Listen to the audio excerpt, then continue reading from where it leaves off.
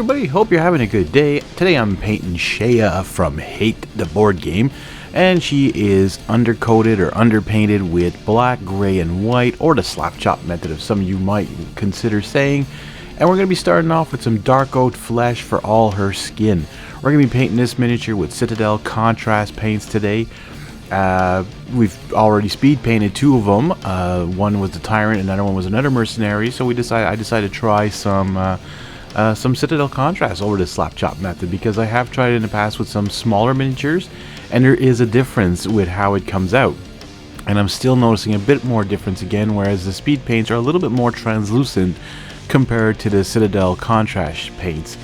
I'm noticing the contrast paints are a little bit thicker.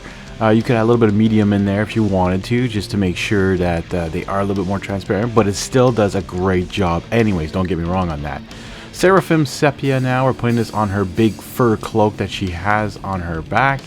This is an interesting looking model. I love all the Hate miniatures. They are just so well detailed. Especially the larger ones. The little ones I think will be a little bit more of a challenge. Whereas I notice at Simon, when they make little miniatures, their details kind of get muffled and stuff. So I'm looking for it. I've played the game, I've seen the miniatures, I just didn't pay attention to details. When you do this slapchop method, I know you don't like hearing it, but you're slapping on paint, alright? You find a dry brush technique, the underpainting technique. Anyways, Skeleton Horde for her mask. And what's weird is it's kind of close to that Seraphim Sepia. Like, the color is almost identical with this paint job. Garagak Sewer for her hair. Now, like I was saying, when you do the slap chop or you're doing the dry brushing, this is where you really see the details of a miniature.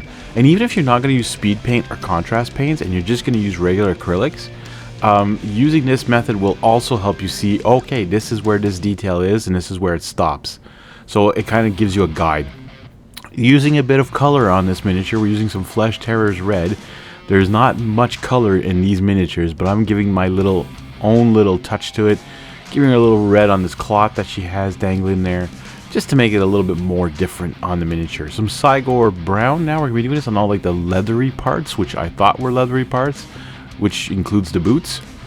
And you'll see that it actually stays pretty dark. Like the highlights don't come out as well as if I would have used like that dark wood or something from the speed paints. So far, I'm starting to like more using Army Painter speed paints. I just can't wait for them to have more colors to be able to test even more colors on this method of underpainting and getting more miniatures quickly to the table. Like this one took me about 45 minutes to paint in total. Yeah, it's a little long, but I mean, if you have a day to do this stuff, there you go. You can crank out a whole bunch of miniatures. If I was to do just regular war paints or whatever, it would probably take me a little longer, because you gotta shade, you gotta highlight, you gotta do some dry brushing, you gotta do, get all the right paint colors and all that stuff. So it's more of a workout when you're using some regular war paints or regular acrylic paints, and that's why I go pretty much to speed paints or contrast paints a lot of the time. But on a regular basis too, I'll go back to my good old acrylic paints. I mean, I do have them all, I gotta use them, right? Wildwood now for that basket on her back, and I actually noticed underneath there was another spot. I forgot to do that underneath with it, but anyways, I got us Dunes now. She has these body parts that are hanging off of her and a skull on the back, I figured, and in the basket as well. So I figured let's do it with that. It's like they're like decaying a little bit more. The skulls look really nice. It actually pops more and makes it look really cool.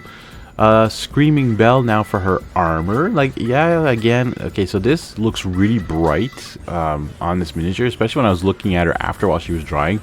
I was like, oh, this is bright, but don't worry, with the shade coming up on all of this is gonna look great. I hope you guys are enjoying these Hate miniatures. I know this is a really old board game.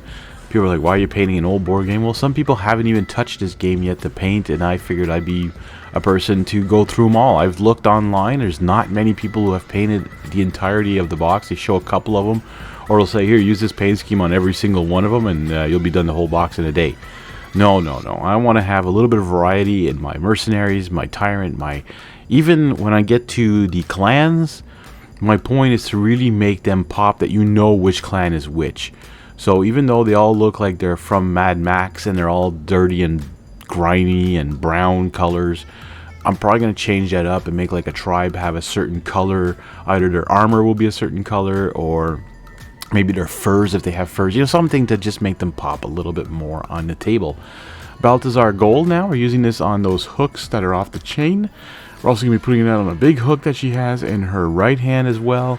This is a pretty cool color. It looks almost like old, grimy-ish looking chains. You know, it's not like super bright, but it is bright enough. Like, it is a metallic color, right? And it's going to shine on the table, and it's going to show up a little bit more. But whenever you put shades on these things later on, or you can put little final touches on them too as well, it's going to end up looking really cool. You know, this is the difference between, like, what's cool is like speed paint, army painters coming out with metallic speed paints. That I'm looking forward to seeing how good that's really going to be. Sure, you'll have the people showing it now, and it's like, oh, this is amazing paint that they got their hands on the testers and that, but I'm looking forward to really putting them to the test and trying out speed paint metallics. Like, that's gonna be awesome. Like, this would be done in miniature almost, because I'd be using those on these areas right now and get it done quicker. Alright, we're moving on to Warplock Bronze now. And we're putting this on all her chains. She's holding this big chain that has all those hooks on it. She's got a couple little chains here and there around her waist. There's one that's dangling down at the back that's holding up her skull. So just take a look around, look for some chains, and just put this Warplock Bronze. And it's weird, this container is actually horrible for some reason. The lid doesn't open, so I have to stick something in between it just to keep it open so I can keep painting, or else I'm always having to hold it with one hand, trying to lift the lid, paint. It's not easy. So I don't know, hopefully you guys get a good pot, because mine is just being a pain in the butt. So what I'm doing with that too, I'm also getting all these like little things that are like hooks that are holding the hooks, like, you know, little chain pieces and all that stuff there with the Warplock Bronze. Just getting the areas here that on the chains, and not putting it on too thick either, so that some of that underpainting comes through too. So there's your dark areas, your lighter areas, but their base paints are pretty thick, so they cover up pretty much all that nice underpainting. But you know, whatever. Sylvaneth Bark now. We're going to be putting this on that brown leather we did a while ago with the Cygor brown, just to make the details pop, because I found they weren't popping enough on the brown. It just got too dark and it got rid of that underpainting, so I just went over that. Targor Rage shade. This is one of their newer shades. It has a bit of a brownish red hint to it. I was gonna use what was it? Not Reichland Fleshlight Dare, the other one there. The one that everyone uses. Anyways, I can't remember the name of it. Anyways, I was gonna use that, but I'm like, you know what? Let's try this Targor Rage shade. It's got a bit of a hint of red, a little touch of red, you know, dark brown. So I put it back on top of that basket too, just to give it a little bit more depth. All her armor gets it. The chains get it. Pretty much everything just gets a shot at that. A little bit of dry rust. This is the effects paint from Army Painter. Now I could have used the Riser Rust dry paint. I just wanted it a little bit more grimy looking, so I put some here and there. And we decided to go, or we, why do I say we all the time? Me, I decided to use a little bit of blood for the blood god on just some of the parts of some of those hooks and on that body part. So there you go, Sheya from Hate, the Mercenaries, painted and ready for the table. I want to thank you guys for watching. Hit that like button and subscribe as well, and comment if you're enjoying these videos. We'll see you in the next one.